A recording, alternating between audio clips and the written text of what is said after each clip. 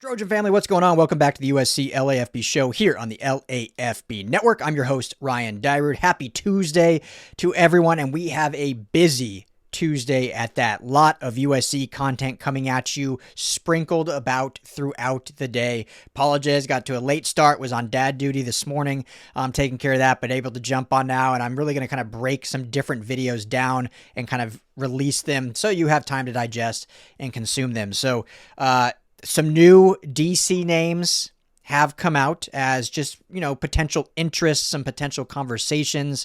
No real big intel, if you will, but I'll talk about those in the future later today. I'm also going to talk about each of those DC candidates individually, like on an individual video, breaking down what schematically they do, how their defenses have ranked, how they look, how they fit, just so you can consume that if you like at your leisure, each one separately, for whatever one interests you more. And then right now, bit of news here. USC, and it's come out from a bunch of different outlets now. I believe my guy Fight on Rusty put out something yesterday, actually, on Twitter. USC 24/7 insider Gerald Martinez has put something out, but also now Nebraska websites and others have put stuff out. So, I think it's good for us to talk about here. And that is that USC is pursuing a potential new special teams coordinator. And the name that has come out is that as their top candidate they are really going after, we'll see how these conversations progress, is Nebraska special teams coordinator Mike Ekeler. If that name sounds familiar, that is because Mike Ekeler was the linebacker coach for USC back in 2013 under Lane Kiffin, so a long time ago. But this would be an absolute home run hire for USC. Not only would they poach a coordinator from a rival Big Ten school, but they would get one of the best, in my opinion, coaches with some versatility, played linebacker, was a linebacker coach, not saying he's going to come in and be the linebacker coach, but gives you flexibility and versatility in addition to what he would be able to do.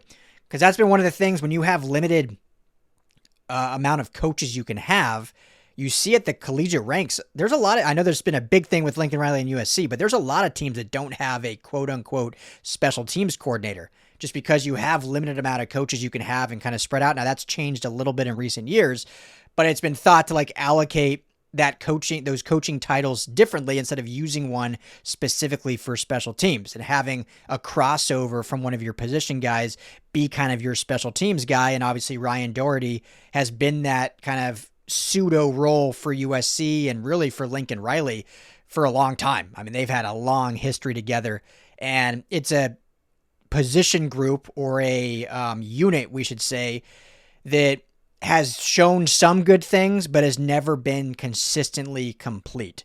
I think when you look at this year specifically, the kicking game was pretty good. Obviously, some wavering late in the season a little bit, but hey, when you had a redshirt freshman kicker that no one knew of, Ryan Sairi, he comes in and he ends up being an absolute baller, ends up setting the record for most field goals for USC. So you got to give some credit for that. When you look at the punting game, last year they had the Ray Guy Award winner with Eddie Chaplitsky. When you look at last year, they had the Ray Guy Award winner. This year with Sam Johnson, I think they, had some decent punting game. Didn't have to punt all that often, but had some punting game. Now in the return game, it kind of turned into a unit since Zachariah Branch, his freshman season, really was just kind of a fair catch / don't make mistakes kind of unit. And this year, it was clean, not like high in turnovers or anything like that, but not really aggressive in flipping field position, which certainly can be in help in certain situations if you have the right guy you trust to do that. So Mike Ekeler is a guy that would be a home run in this instance. You look at his resume, he's been all over college football, started at Oklahoma as a GA, been at LSU as a GA, Nebraska as a linebacker coach, Indiana as a co-DC linebacker coach, then at USC, like I mentioned, went to Georgia, North Texas, North Carolina, Kansas, North Texas, and then he was at Tennessee from 21 to 24 as their special teams coordinator and outside linebacker coach. So there's that kind of typical crossover you see, meaning he could probably have his hand in some linebacking duties here at USC and some assistants. And then Nebraska was able to pry him away from Tennessee to be their full-time special teams coordinator this past season for this lone season. And obviously they will really, really work to try to keep him, because when you look at the turnaround that he was responsible at Nebraska for, in 2024, they allowed 10 blocked kicks in regards to field goals, PATs, and punts. They ranked 110th nationally in punt return average 4.87 yards per return. No aggression. It was one of the lowest units overall in college football. When you look at 2025, his lone season, and some of this is, you got to look at the players too. You got to look at who's actually your return guy, because that obviously is a huge deal. Like I've always said, and not just in all coaching, but specifically with special teams, like, yes, the coach can make a difference, but you also, like, if you don't have like an elite return guy, coaching can only do so much, right? Like there's certain definitely fundamentals and certain things you do in practice and certain smarts things, like teaching guys not to jump over a pile in a critical situation that could cause a penalty that then all of a sudden gives a team a first and goal instead of turning the ball over. Things like that are like coaching related, right? But there's certain like athleticism that you just need from your guys. But all that being said, last season, Nebraska ranked number 1 nationally in points accumulated / generated through special teams play. They ranked number 4 nationally in overall special teams efficiency. That factors in field goals, punts, kicks, returns, like all of it. Efficiency. Explosive returns. Kickoff returns averaged 25 to 31 yards per game at one point when they were going into playing USC middle of the season. I actually asked Coach Riley about this on our Zoom call. At the time, Nebraska had the number 1 return unit in the country. So I talked to Coach Riley about, hey, how do you slow this unit down that has returned multiple kicks, always does good in field position. USC had just given up the game-breaking return against Notre Dame. And so Nebraska was one of those elite teams in that. Field goals had a high success rate. Obviously, more of that, I think, depends on the actual kicker, but there is some certain protocols you do in practice to offer that. And, blocked punts leading to touchdowns. They had strong punt coverage.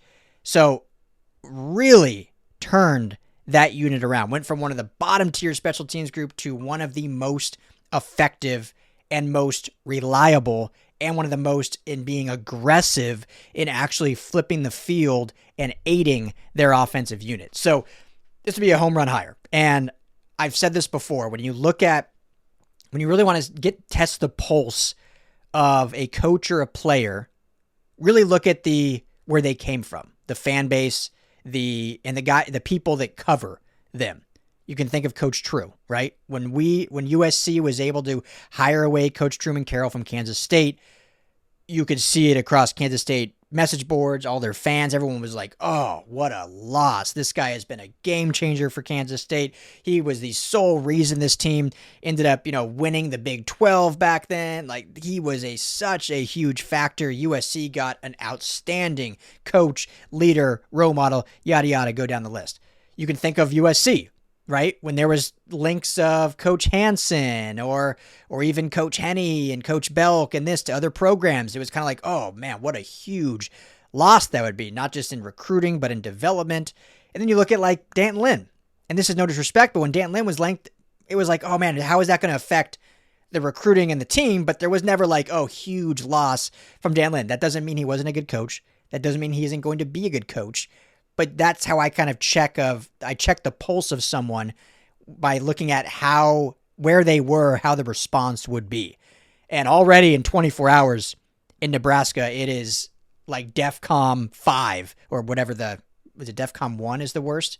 You guys probably know better than me, but it's a panic, a sheer panic at the thought of losing Mike Eckler, especially to a Big Ten team in USC. So, just look through that. That tells you what a great coach he is. That tells you what a coup it was for Matt Rule to even be able to get him from Tennessee, and probably the resources they had to put behind him to get him to Lincoln, Nebraska.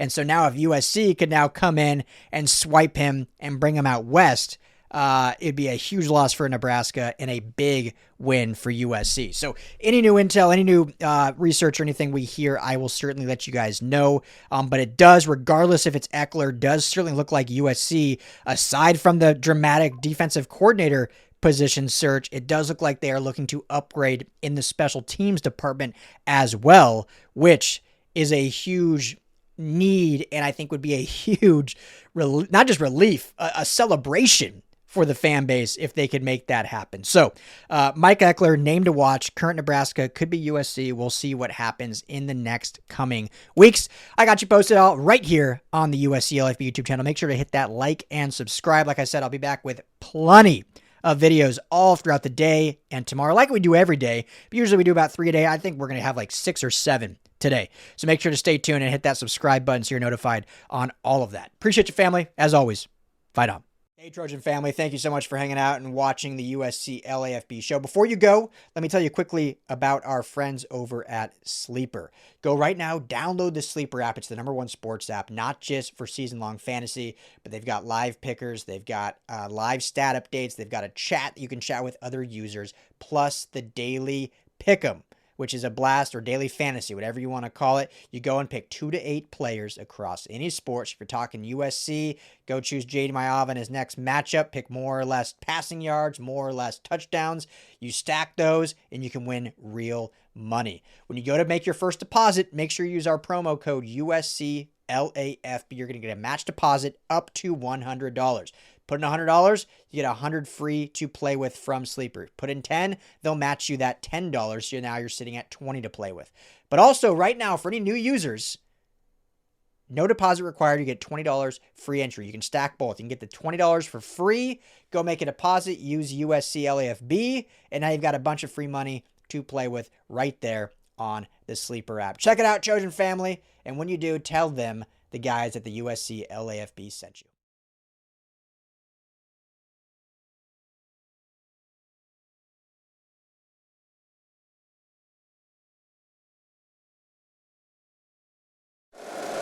If you like the show, please take a moment to rate, review, and subscribe. It really does help the show to grow. Thank you for listening.